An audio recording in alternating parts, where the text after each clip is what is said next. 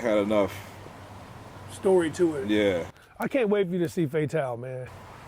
I know you got it up there, man. You just need to go ahead and show it. I can't wait for you to see this shit, man. You gonna be like, what? You gonna be like, what is happening? Yeah.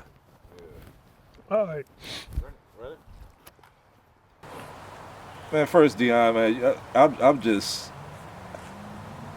I'm just proud of all the stuff that you've done in this year in particular, in this season of this pandemic. You've become a lot more vocal outside of just the films, like this voting campaign that you know. I was surprised that you as an artist were brave enough to still voice your opinion about stuff and not worry about some blowback, or maybe you were. I mean, were you worried about any blowback? No. I think what's interesting, man, it's actually a great question, because I get the question a lot because I am so vocal. But what I think is the correct answer to that, and why people have a little bit of anxiety when they have to step out and do something politically, and then they're a little bit nervous in Hollywood. The right answer is I own myself. And when you own who you are, you have the ability to speak freely. You know, and look, here's the thing. I never understood how you could possibly get in trouble as a black man speaking about injustice to your people. How, right? And if that gets you in trouble, then like John Lewis says, that's good trouble. Yeah. Because you shouldn't have there should be no setbacks. There should be no way in the world somebody could be like, don't say that, or don't do that, or don't march. Like, we got to, man. We've been in trouble for a long time. We've been having a hard time in America for a long time.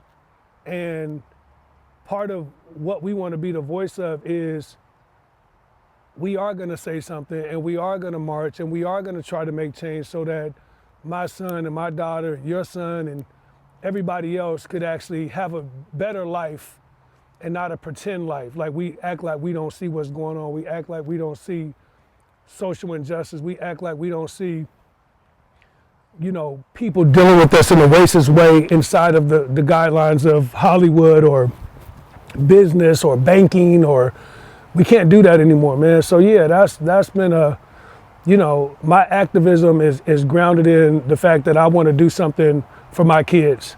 And I want to make sure that when I'm old and they wheeling me around, I'm like, well, damn, man, I gave it everything I had for that. You know what I mean? So period, no matter if my filmmaking comes second. So I always try to figure out what the line is between messaging and film. And I think it's pretty cool, man, that I figured out like a really cool way to intertwine my messages into commercial films. And it's been unique, and it's been fun to watch people see that and capture that. Do you feel like you've gotten closer to your audience through this social media, you know, I would say vocalism that you've been speaking out on social media, and getting more people to follow you and speaking to you, like you interact on with the comments? Do you feel like you're connecting more to your audience also? Yeah, I think there's a fine line between entertainment now and real life. It used to be a long time ago, like celebrity was like, you know, oh, you're like up in the, you know, you're up there and we're down here, and oh my God, it's whoever. And I think what 2020 has exposed in a very, very real way now is people want to vote and root for people that's authentic. And they want to know that you, as a celebrity or a director or a writer or whatever it is you are, they want to also know that you are for them, right? And a real person. I think we're done with the day and age of you buy tickets to my show, you know what I mean? You buy my album, you go see my movie, and when we in war, you're not there. I think people are in a point now where they're like, yo, oh, I know what that is now. Like, you using us, you know what I mean? No, man, we experienced something this year multiple times as African Americans where there was no time to hesitate or wait. Like, you had to jump in. George Floyd, that was so polarizing to see someone kneel on someone's neck for almost the length of an NBA basketball quarter. There was no question at that moment. Ahmaud Arbery, there was no question at that moment. Breonna Taylor, there was no question at that moment for me, where I was like, I gotta put all my weight over here right now, because that's not the world I want to be in. And if it goes one more step past that, we in even more trouble than we in right now. You know what I mean? If we let that go, man, we in for it. Deon Taylor, along with his partner Roxanne Avant and their Hidden Empire film group, hit the ground running with Supremacy in 2014 before making critical acclaim with Meet the Blacks in 2016. Now, although it only brought home $9 million in worldwide box office, they would go on to make other films like Traffic and Black and Blue, which brought home $22 million before hitting pay dirt with The Intruder, starring Dennis Quaid, Michael Ealy, and Megan Good, which brought home a whopping $35 million in worldwide box office. Besides all the social unrest and everything, I remember the last time that we caught up on the red carpet. You guys were just on the precipice of an announcement about a June release for Fatale. I was so excited. I mean, I was like super excited. And when all this stuff happened, I mean, you were one of the first people I thought about, just from what was at stake in that space. Yeah. How was that roller coaster of emotions on going back and forth with this film, this June release, which is right when the Top Guns and Fast and Furious and all these type of films release, and then to have something that nobody could have seen coming, like the whole country and the movie theaters in particular, but really the whole economy kind of just shut down for.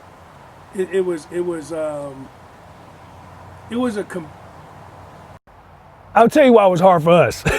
I don't know why. I know a lot of people got their movies moved, and these are big time directors and filmmakers and writers that probably are used to having the experience of, a summer release, Tom Cruise, like all that stuff, Transformers, all those, I know they're used to that world.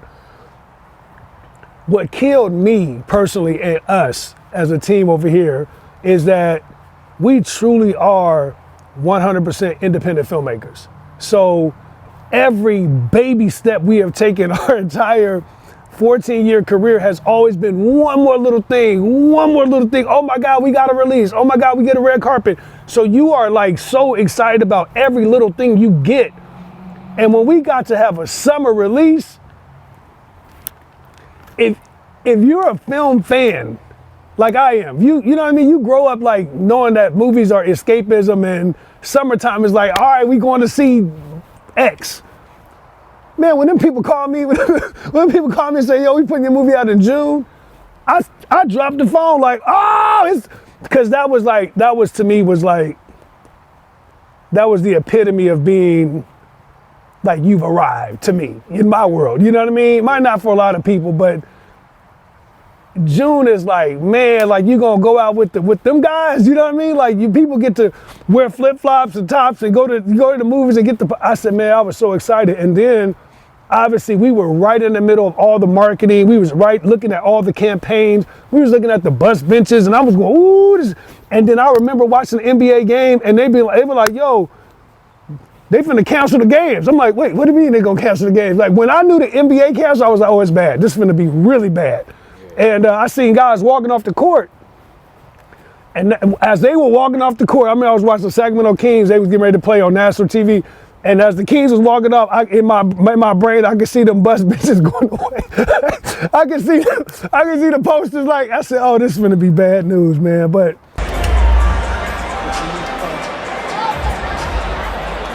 all right, ladies and gentlemen, out of an abundance of caution and at the direction of the National Basketball Association, tonight's game has been postponed.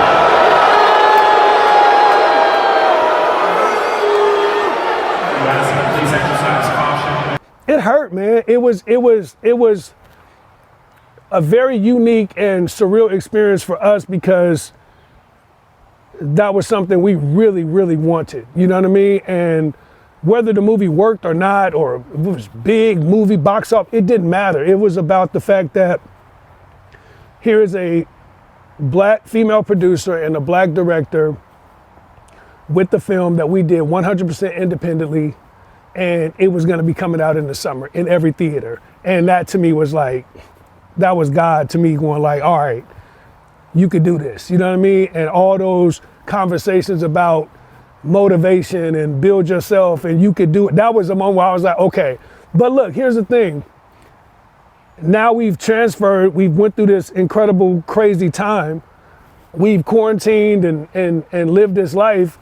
And right when you think it's like the darkest that this possibly could be, you get the phone call like, yo, you finna put your movie out at Christmas. And now you go like, oh, Christmas. Because now you're like, all right, well, all right, that ain't summer, but Christmas is dope. Christmas is the biggest time of the year. So I'm like, man, like, I just feel like it's just a blessing anyway.